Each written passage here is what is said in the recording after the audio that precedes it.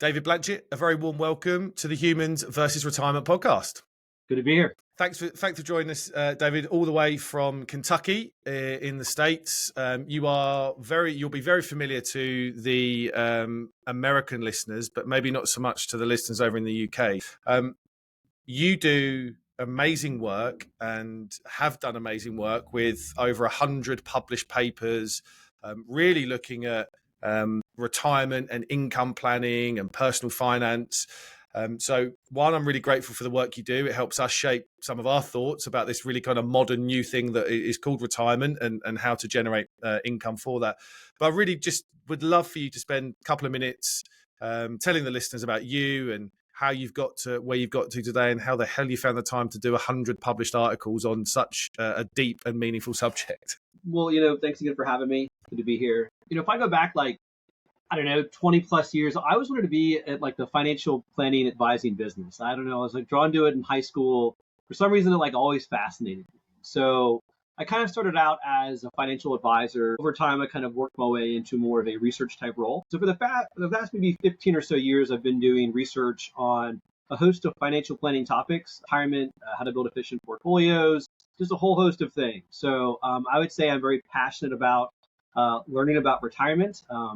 I'd like to mention both of my parents were public school teachers, and so they taught me the value of an education. And I just love to research this really complex problem. We're joking about this before we got started, and this is really, really complex stuff. There's not going to ever be one answer because everyone is so different, and so it's fun to come at even kind of the same challenge and the same questions, just using different perspectives as markets evolve. So I might be 200 now, I don't know, and I'm sure I'll do a few hundred more over the next few years. Yeah, some really great stuff with some really great minds that kind of concentrate on this area, right? And as we said before, this is retirement's pretty much brand new, right? 100 odd years old. Our clients of today and the clients of the future are entering into a retirement that no one's ever really done before. So I think they're kind of first generation in how they're retiring.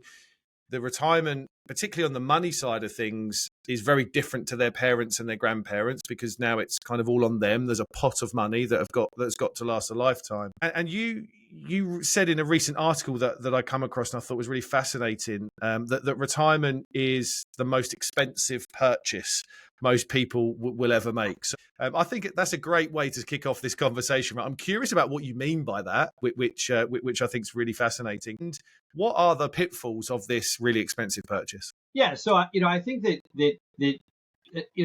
that particular quote stems from some research that I've done around how do we estimate the cost of retirement. So if you're going to retire, live for 30 years, I'll use the American term, spend $50,000 a year. What is that going to mean to you in terms of savings, right? And people spend money on different things, right? So things that you spend money on are often called a goal or a liability, right? And a home could cost $500,000.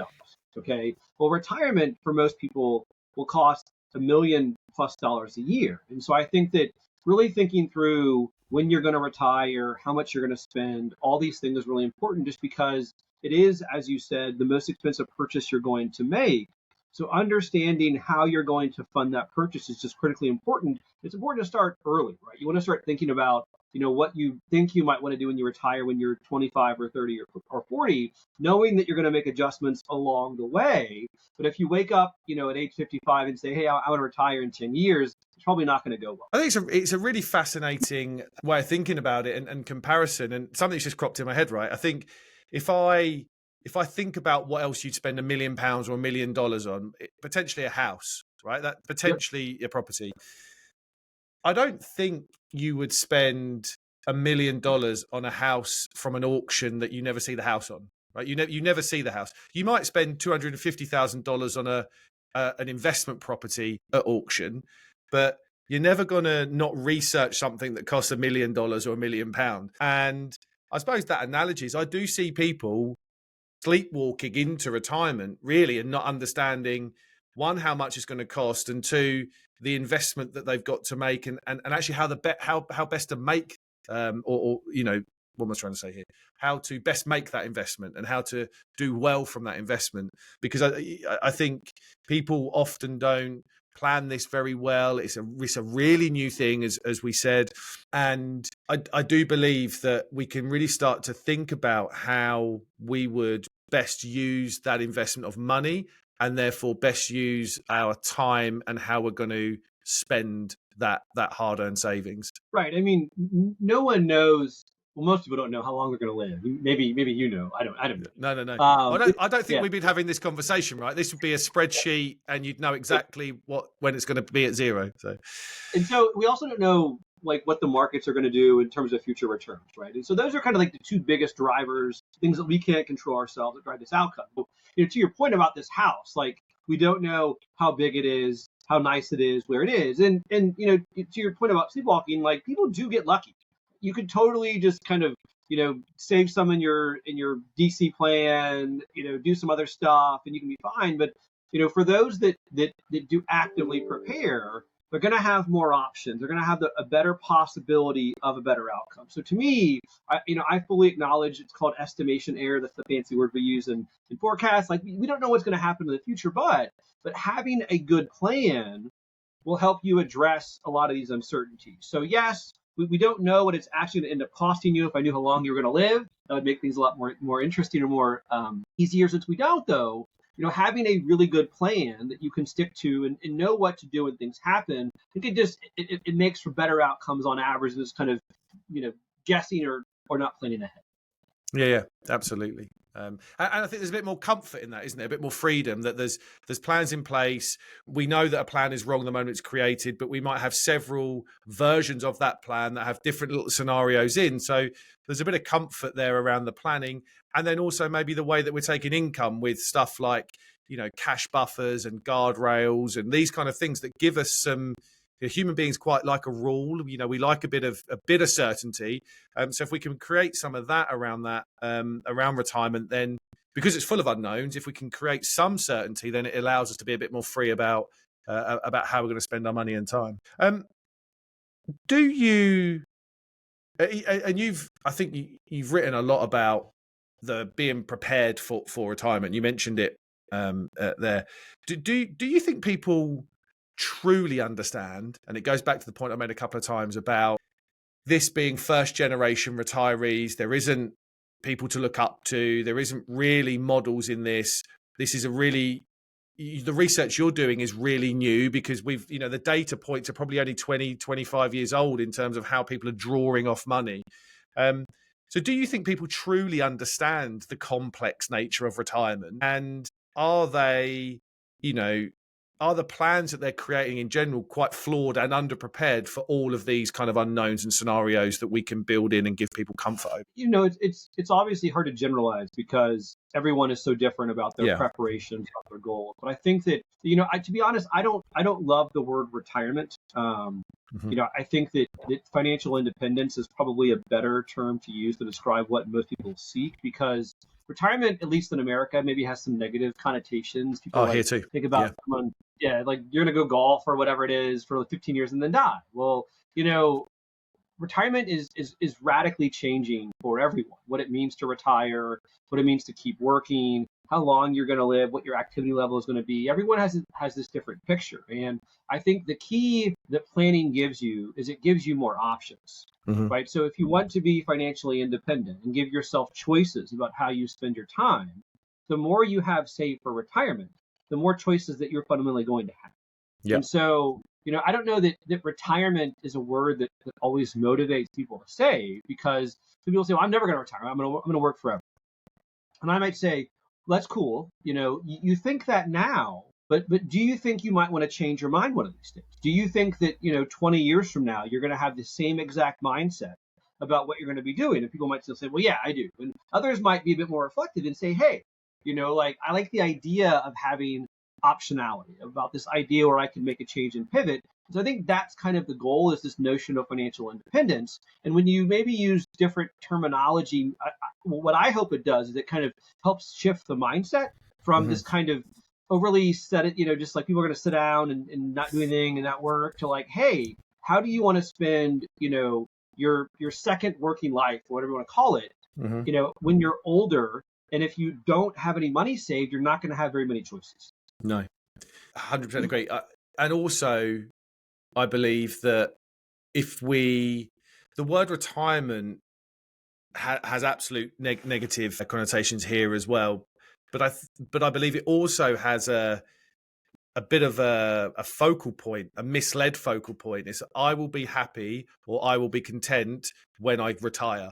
And often people forget about the journey along the way, and retirement is not what they thought it was going to be because they thought retirement was the thing, right? I just need to retire and then I'll be okay, won't I? And that's not, how it works. And it comes back to a kind of a bulk of the conversation I'll have with you. You spent a lot of your time thinking about, basically funding retirement, right? How are we going to pay for retirement and pay for this phase of life? Let's throw out the word retirement. How am I going to pay for a phase of life when I probably haven't got that much income coming in and I'm drawing capital off a pot of money?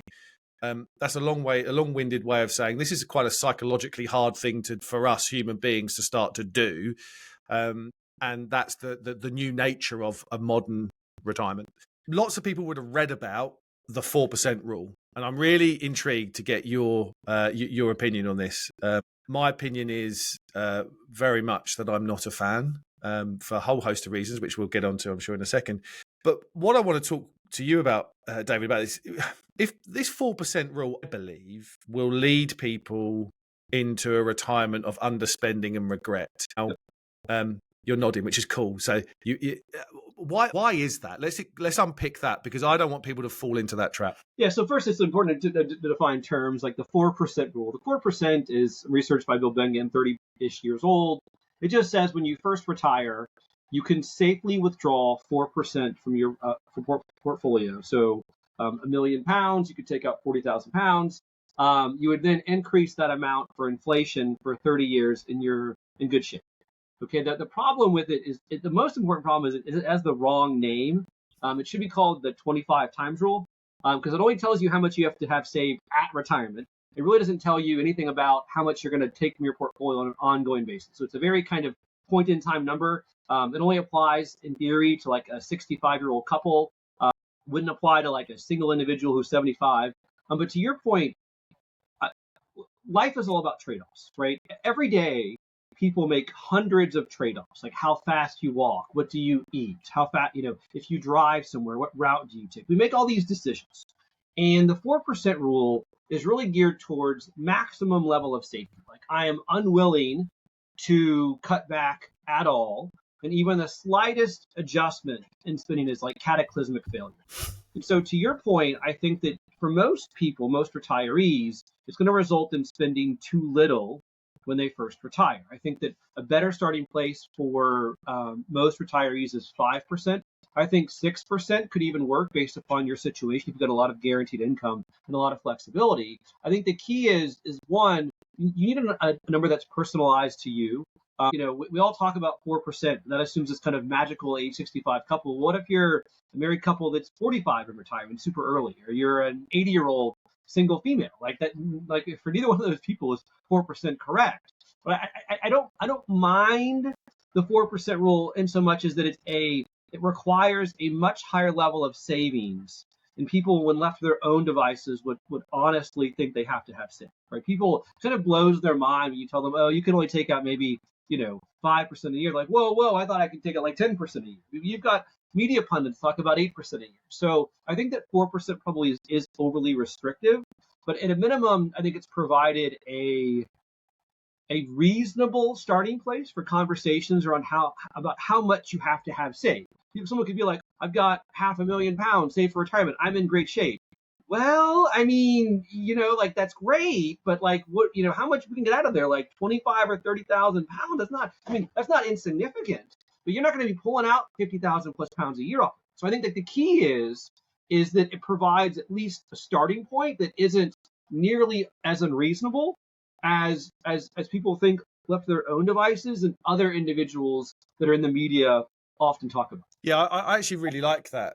If you're, this podcast is aimed at people very near or in retirement, but if you're listening to this and you're nowhere near that, you might be 15, 20 years away, actually reverse engineering this and going, well, let's use the 4% rule to give me an idea about how much I would need to give me a pot of money that allows me to actually do more than just a 4% rule, then I think that's a really good kind of framework to be able to kind of work by.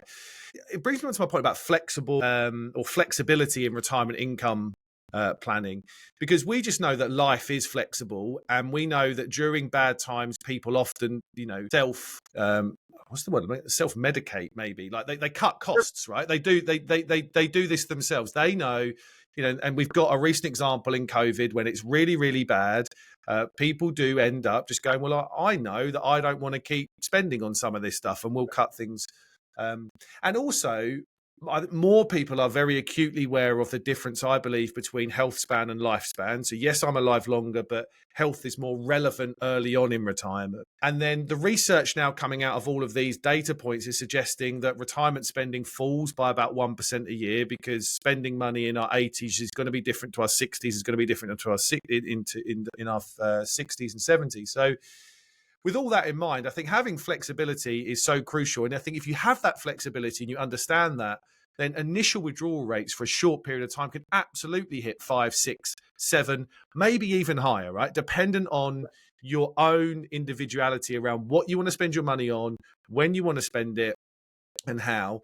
And I'd love to just unpick your brains about the flexibility in life and spending, and how that can really impact those kind of initial spending periods. Yeah, I mean, I think that at least in theory, like all spending over the long term is flexible to some extent. I think that the real question in research in these financial planning tools is, if I have to make a change, how is that going to affect me, right? If I was spending up here, and because the markets misbehave or things happen, I'm going to drop it a notch, how am I going to feel about that? And I think the key is that most retirees are okay going down a little bit, but as you move further down, like the pain can start to radically increase, right? So the key is really kind of understanding, like, what are those thresholds, right? Where are you comfortable taking, maybe a little bit back if you need to, versus like that's just too far. And why that's really important is when you kind of stack up all of your assets. And I'm defining assets as like your public pension benefits and the income you can pull from your savings against your liability, your goal. Like, so we'll call it like needs and wants, or essential and flexible. What it allows you to do is better understand that trade-off, right? Like, okay, I'm going to spend more from my portfolio when I first retire, because I know that if I have to, I can cut back. But to your point, I also know I want to go on this vacation. I want to do these things that I probably can't do later. And maybe there's a little bit of risk here, but I'm not going to feel good about myself if I don't do it, just under this kind of like small probability that at some point I might have to cut back. So I think the key is really understanding kind of what is your level of flexibility inherent in your overall spending, what it would mean for you about how you feel about retirement if you do have to make that change. Yeah, absolute key. What are your views on holding cash? How can that help in those scenarios? Because one thing that you absolutely said, which I absolutely concur with, is people don't want too much of a pay cut. They understand that at certain circumstances, they need to not spend as much going forward. I think cash is hugely underrated, personally. You don't want too much. Inflation's a big enemy of a retirement or a long term of investing. But the ability to have some reserves that are labeled accordingly to allow you to maybe continue to live the life that you want, but it just means your portfolio withdrawals have come down a bit to protect that a little bit more. What's your view on thinking about holding cash for specific circumstances like that? Well, I think that there's both kind of economic and behavioral reasons to own cash in a retirement portfolio. The economic ones, I think you alluded to this a little bit, is that cash is a very good inflation hedge.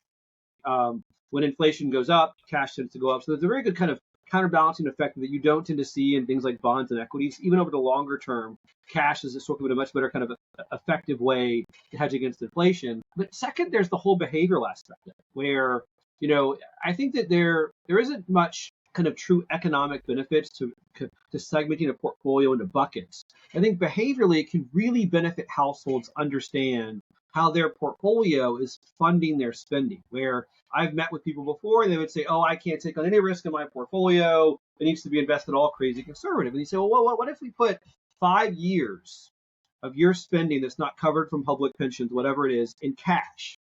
And then we kind of invest like the rest of it in these different buckets." Like, oh, that's totally fine. Economically speaking, like you could do that with just like a regular portfolio, but when they understand that you've got this kind of cash buffer asset that you can use, so you don't have to draw from the rest of the portfolio, I think it definitely can free up people to be more comfortable taking risk in retirement. So I really believe in like cash as more of a behavioral asset than maybe like an economic one, but there are these kind of dual benefits there towards allocating it, especially in retirement portfolios versus, say, accumulation. Yeah, I'd frame this with people as asset assignment. So I think and not that I get this granular, but I do try and say to people, I would like to give every pound or dollar a job. The pounds and dollars that are sitting in your pension or your long-term investment savings are there to provide ongoing income and do a lot of the heavy lifting, and it might go up and down depending on where the markets and valuations are. But that's doing a lot of heavy lifting for future purchasing power, because we want an inflation-proofed type of return that equities do give us over the long term, as history's told us. But also I want the shorter term stuff to be assigned as well. So if you tell me what you want, what are the non-negotiables that you would like to spend your money on outside of everyday expenditure over the next 3 years, and those non-negotiables are, if you said to me, Dan, I want to book this holiday, but you realized your portfolio was down by 15%, and behaviorally you'd feel like, oh, should I really do it right now? That's a non-negotiable. That should sit in cash and be assigned and labeled accordingly. It's, our 60th birthday holiday fund, our daughter's wedding fund, our house improvement fund, our new car fund. Put it all in cash. It's going to be spent over the next 3 years. And we know that this thing over here can do its ups and downs on a short-term basis, but you've pre-funded that more experiential stuff that you absolutely want to do that's non-negotiable.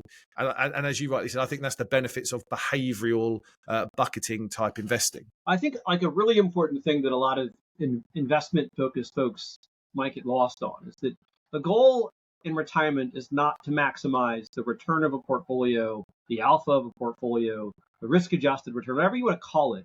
It's to help their client accomplish their goals. Yep. Yeah. And that could actually mean, a quote unquote inefficient portfolio that has crazy assets, that does different things. Like people are people do crazy things. And so if you have a client that would react very negatively to a market downturn and not do things that they would enjoy, it's your job as an advisor to build a portfolio that addresses them. Right. This is, like an aside, like I'm not really a big fan of cryptocurrencies, Bitcoin, but let's say that you have a client that is at risk where if it goes up even more, they're going to just abandon a diversified portfolio, and they're at risk of making a very poor choice because that's the investor there. Like as an advisor, you should be aware of that. And so I think that too often advisors view investing through this lens of I have to maximize the portfolio, when the real goal, I think, is to help the advisor build a good portfolio, one that kind of best helps the household, the investor, accomplish that goal. And that it's obviously very similar. It rhymes with these tenets of things like modern portfolio theory, but you have to acknowledge this behavioral angle that can be very different across clients, or you're not, in my opinion, doing your ultimate job, which is helping kind of maximizing the likelihood of the client actually achieving a good outcome. Because the point of retirement, if we want to label it that, or achieving financial independence, is to use your money for something. You've worked hard, you've saved it, you've accumulated it. The point is to now use it. And I believe the financial investment managers still have the same rhetoric as they had on the way up, i.e. this keep investing, let's keep accumulating, let's keep micromanaging and trading. People will just get lost in that. And then I think they'll become more fearful about running out of money than they will about wasting their life, because they'll just be concentrating on the money, and they're not going to go, well, this money is allocated for this and this and this. As you absolutely said, this is not about maximizing returns anymore. This is about spending capital and using it for your dreams and aspirations and goals and needs and wants, etc.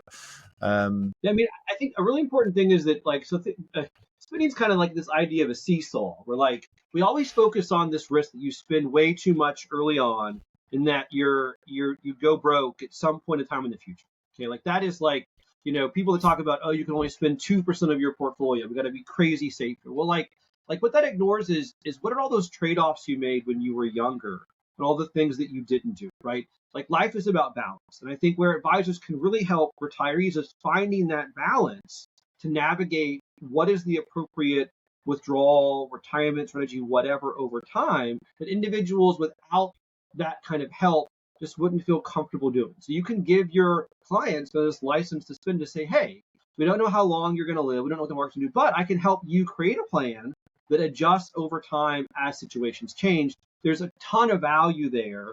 I don't think most retirees will be effective at implementing without some kind of professional. I agree, because again, it's the reason why people like us exist, and I would call us advisors or coaches. Forget financial advisors, Yep. coaches, and all, because we are not the person that's receiving the advice or coaching, right? It's the same as why Tiger Woods still has a golf coach. Rory McIlroy still has a golf coach. I mean, they're pretty decent golfers, obviously, but they still need accountability. They need someone to understand. And, by definition, I don't know my own blind spots.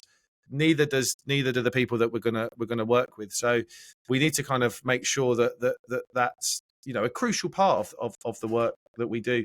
I want to touch on risk, because we've said it a few times actually, and I do believe that a retirement plan or a plan for life's second phase or third act or after financial independence, right? I love all these names. I think it's cool. If only we could just erase retirement out of people and drop in something else and no one ever knew this thing existed, this would be cool. If we create one of those that's got 100% success rate, i.e. we're telling you that you're never going to run out of money, that to me is 100% failure on kind of living a fulfilled second half of life. And therefore, I think you bring in a much overlooked risk, and that's regret risk. Do you think that that's really overlooked, i.e. the regret of ending up at an age where you can't spend it and you never will spend it, and you look back and you go, why did I not do more down? This is ridiculous. And if so, how can we start to think about this in a very different way? It's funny. I actually just, I mentioned Bitcoin earlier, right? And I actually did, it fascinates me. Like, I don't get it from like an investor, but no, why do you, how do, but to me, like, what is the economic argument for someone to own it?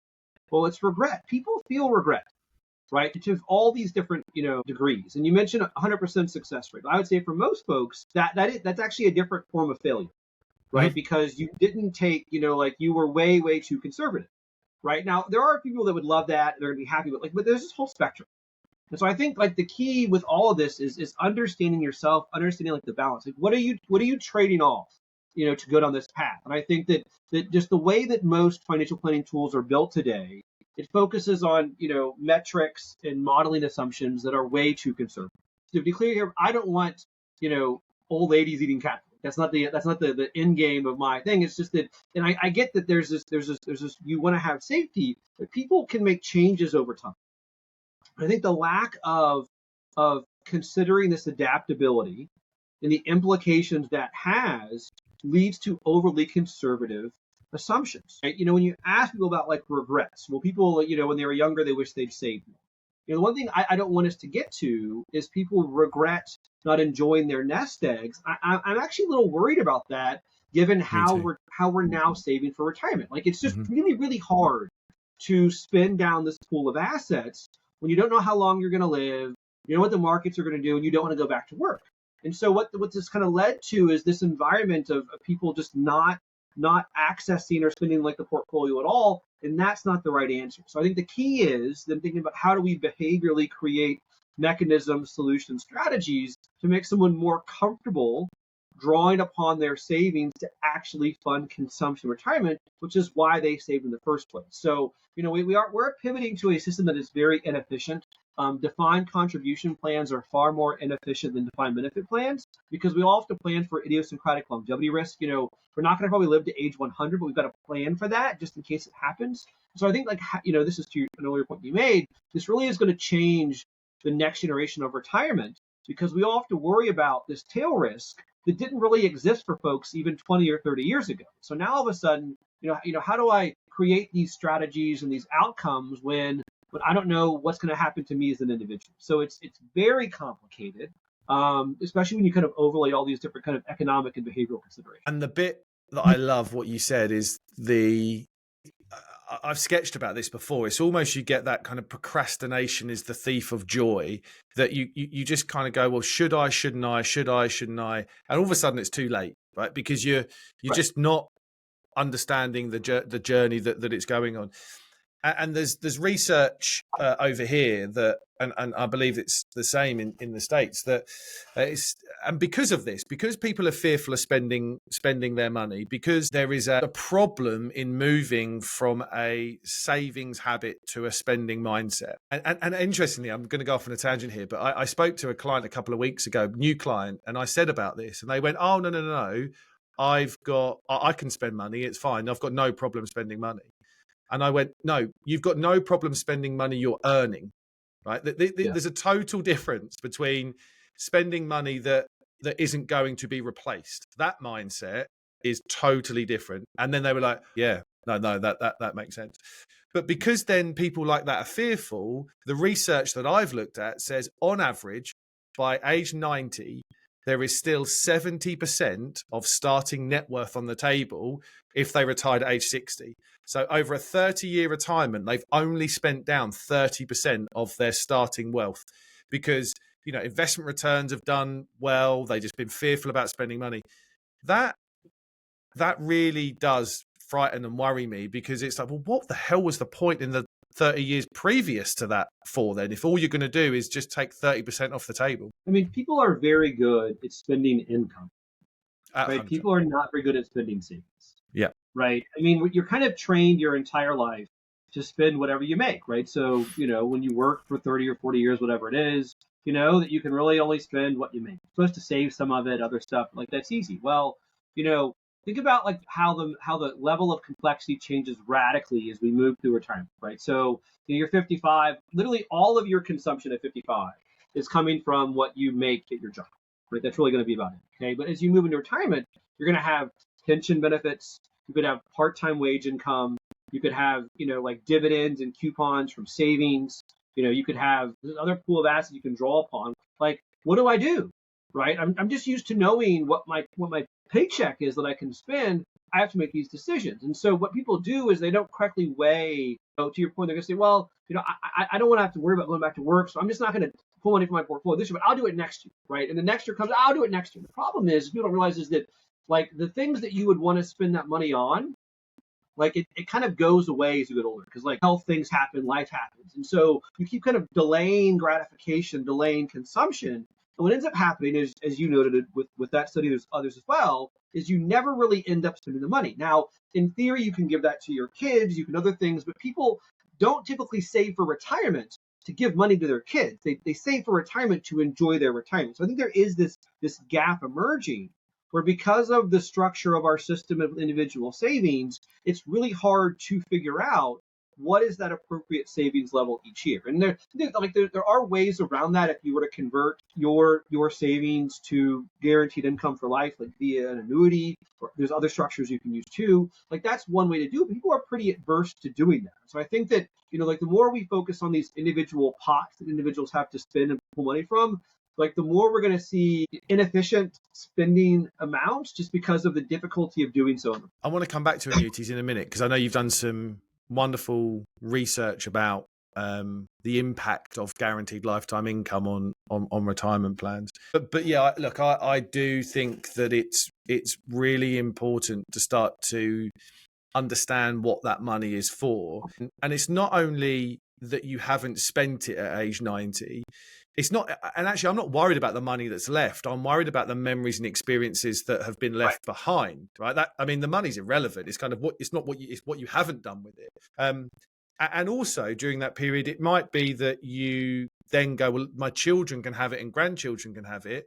But I bet there was moments over that 30 years that they would have loved more, during times of struggle, not when they're 50 or 60 and they're thinking about what's going to happen to their retirement. And I try and phrase this with people, look, surely you'd like to give during your lifetime, which means you're giving away with a warm heart, not a cold hand. See the gift, because actually that that makes us happy, right? Giving our money and our time away makes us happy, and there's huge amounts of happiness studies that have proven that.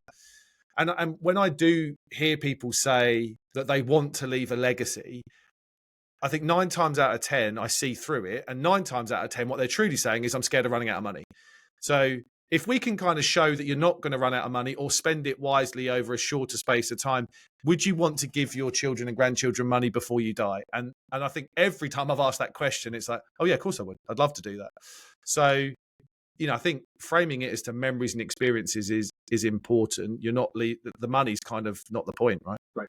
I mean, to your point, so when you do research, you have to kind of like quantify happiness. It's the thing called utility, right? People will derive some utility from knowing they can leave money when they die. But again, like that was not usually the purpose behind. Because like here's the thing, like today or whenever I get paid, maybe it's today, maybe next Friday, whatever. Like I have actively decided not to spend all of my money. I'm going to save for retirement. So I'm not going to go on a vacation. I'm not going to do something that I would enjoy today to save for tomorrow. Well, if then I get to retirement and I don't do this thing I want to, I'm planning for, like, what was the point? Like, I'm not saving today to not spend tomorrow to give to my kids. I mean, like we're making an active choice usually to give ourselves opportunity to like enjoy retirement. And I'm just worried that we're not doing the best job we could given the change of the structure. Is there a phrase that we can come up with that kind of makes this a bit more concise, like double delayed gratification? Like you're delaying it twice, which doesn't. I won't spend it today to save for tomorrow, but when it comes to tomorrow, I'm going to delay it again just in case something happens. I need to give money to the kids. I mean, that's just. I mean, spell that out. It sounds ridiculous that would even be considered. But it's not ridiculous. It's perfectly rational because the human beings are kind of, as humans, that's kind of how we think, right? Right. Well, I think that like it's good to it's good for me to have saved because I'm creating this possibility of financial independence in the future, right? But I honestly, like, I'm not saving money for my kids. I'm saving money for me to do the things I want to do. And so I think that becomes the disconnect. Like it's a wise decision to save the day. Right, so that I have this pool that I can live off of, but it really it defeats the purpose of what I'm doing right now if I don't end up actually using those monies because I'm too afraid to do so. And it's usually that fear of being broke that causes problems. Well, like you can eliminate that almost entirely via things like buying some kind of lifetime income product. There's an increasing array of strategies, but like that's a really effective way to eliminate this fear about living resources, just buying some kind of longevity pooled product. And there's lots of research that shows that really helps individuals spend more in retirement because they have less concerns about outliving, their resources. Yeah. I want to go there for 5 minutes. I think it's really important. But one final comment on that. We talked about a new retirement, a modern retirement. I think it's even newer that there's an expectation from the children that their parents' retirements are somehow going to help them and fund them. And there's this expectation. I don't know what it is, but it feels like it's almost like there's guilt money sitting there somewhere where the people that are retired are thinking, better help my children. That's never happened before. This is brand new. My parents retired, my grandparents retired with no thought process of helping us, and they couldn't because they didn't have a pot of money. They had an income. So like this, it just feels like it's so brand new, and no one knows how to. Like children don't know how to react. The people, the retirees don't know how to react on this. I think it's something to really work through and understand going forward. I want to talk on like mortality and longevity risk, and I do believe there is and I don't know whether this is the right words, but there is kind of a longevity literacy problem. There's that people don't understand it properly. So 2 points, and you've mentioned annuities and lifetime income a couple of times, which I think connects into this. Do you think there is a longevity literacy problem? And if so, how can that impact the confidence in people's retirement? And then how can lifetime income help take away some of that longevity risk? And then, as you said, I think what's really interesting, the research coming out, that means people spend more upfront because they've got they've kind of got rid of some of that risk at the back end by insuring it away effectively. So I do think there's really interesting differences in perceptions around longevity at different ages. I actually just looked at this a few months ago. I forget the statistics, and there's a question in this study called the Health and Retirement Study, and it asks people what are their odds they think they're going to live to certain ages in the future. Individuals who are 65 years old, you do not, like let's say you're going to live 25 years on average. Let's pick it up here. Okay, they say they're going to live 20 years. They do not assess correctly the likelihood of living longer retirement. But as you move through retirement, that totally flips, right? So you ask someone who's like 80, like what are the odds of you living to like age 95? They're gonna say, oh, it's like 50%, and it's not. It's like 25%, whatever else it is. And so the problem with longevity is I think that plays into this perception of the demand for these products, because if I don't think I'm going to live more than, I think I'm going to die at like 82, 83, I don't want to buy an annuity, right? And so I think that there's lots of reasons why people don't do it, but you mentioned longevity literacy. I think that could be part of it, right? I mean, there's other behavioral things, like I don't like irrevocably giving away the money that I've spent 40 years working for, but like if I don't think I'm going to be alive, like for more than 20 years because I don't understand longevity, that is definitely going to be part of it. And also, people don't understand the relationship between statistics like percentages and couples, do they? So they're going, right. This is about going. Most people I work with are couples, and they are absolutely concerned for one another. And if we kind of go through a typical scenario where you've got a husband and a wife, typically the wife will outlast and live longer than the husband.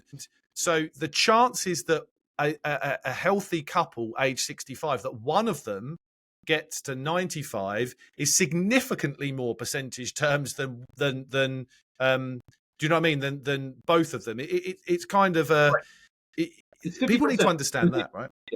It's a 50% chance today in most developed countries, couple age 65, relatively healthy, who actually has money saved, who can make active choices, is going to live 30 years.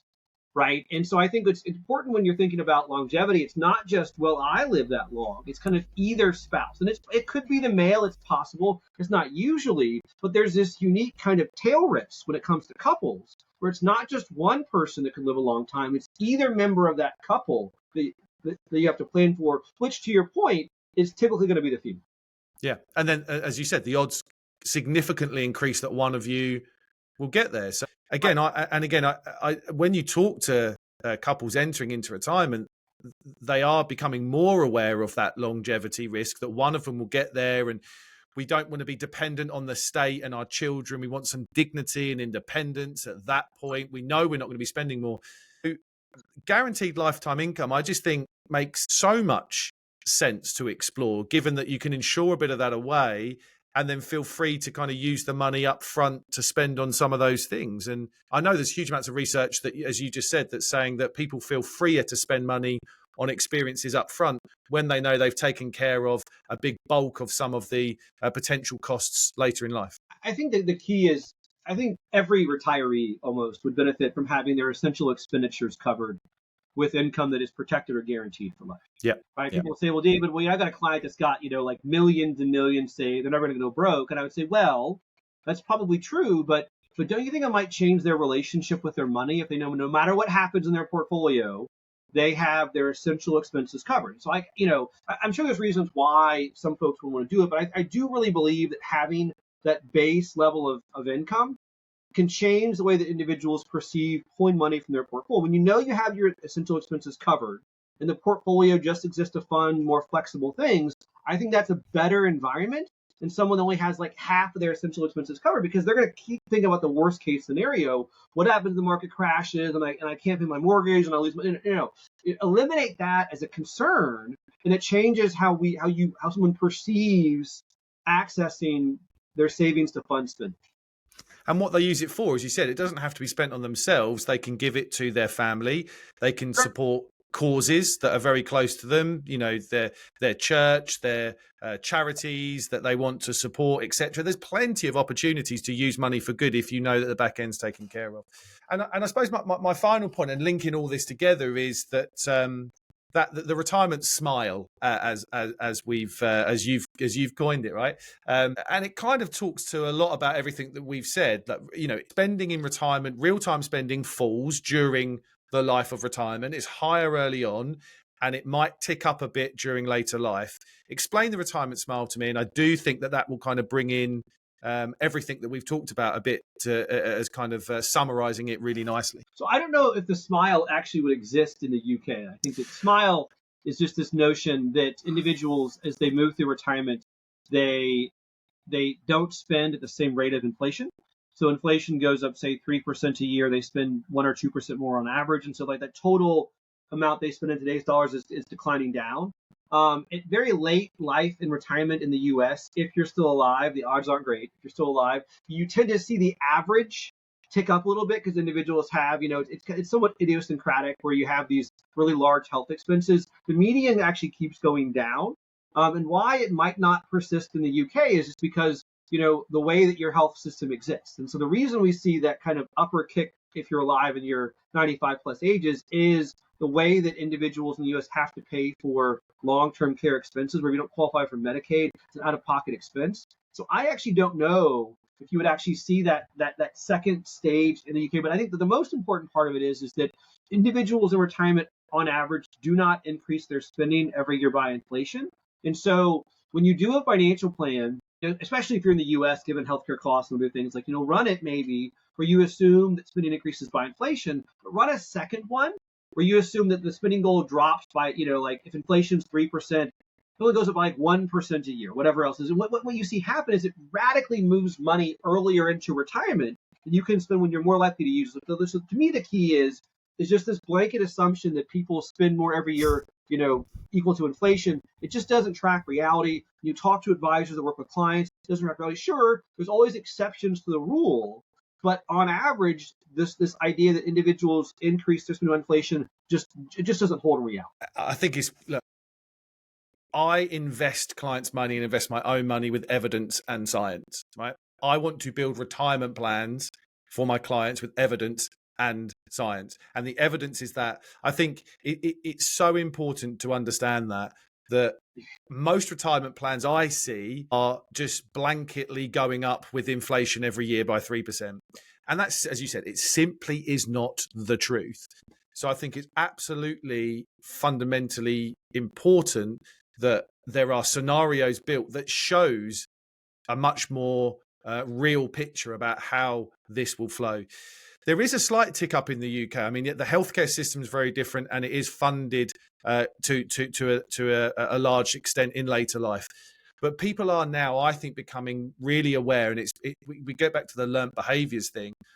They don't want their children to be burdened with healthcare provision. It doesn't. If they need to go into care facilities, then the National Health Service is good, but they're not the best care facilities, right? They're pretty standard. And typically people glide themselves into that, right? They won't go one day that they go into them. They'll kind of get some people to come in and live in care. But they go back to how they've helped their parents, right? Maybe they've helped their parents and they're going, actually, I don't want my children to do what I'm doing for my parents because I feel like I'm not really enjoying my life now because I'm caring for my parents. So they want some provision. They want some back-end provision to go, well, actually, can I put some money away? Can I allocate some money or leave some money there to go, I can pay for some private healthcare. I can pay for some, if I go into a care home, it's going to be of a good standard and I can pay for it. And I don't need my kids to pick up the emotional and or financial tab at any point going forward. So I think that's kind of where there is some similarity around that. David, this has been such a great conversation. So many wonderful nuggets of information in there. Just to kind of finish off, is there one thing? I mean, that's tough. You've written huge amounts and you've done this for so long. One or two things that you can impart onto the listeners that are thinking about retirement that can really help them start to plan this out and think about the reality of what retirement looks like? I mean, to me, the biggest thing is retirement is incredibly complicated. If you haven't gotten help, professional help, like an advisor, do so. And it might not hurt to get a second opinion, right? I mean, you're going to make a lot of choices. You want to make sure you're getting it right. Advisors do different things, different ways for different reasons. I think just, making sure you've got a good plan is really, really important, and getting, even a second set of eyes to kind of verify it is worth considering too. So I think that you can get by okay accumulating money if you're saving 15-20% a year, invested in a target date fund. You're going to probably be kind of okay. But I really don't like the idea of people just kind of retiring and not having had some kind of clear plan about what they're going to be doing in retirement. So that would be my kind of one nugget of advice: is just get help when it comes to retirement. David, so good. Thank you so much for your time. I really, really appreciate it. And I will, onto the show notes, I'll add links. You've got a great website that's got scrolls and scrolls of pages of all your articles, but there's a couple I'm going to pull out, which I think are really important about some of these conversations that we've had today. So I'll put that in the show notes. So thank you so much for joining us, and up the Wildcats, right? That's right. Go Wildcats. And that just leaves me to thank everyone listening to the Humans versus Retirement podcast. Until next time, take care.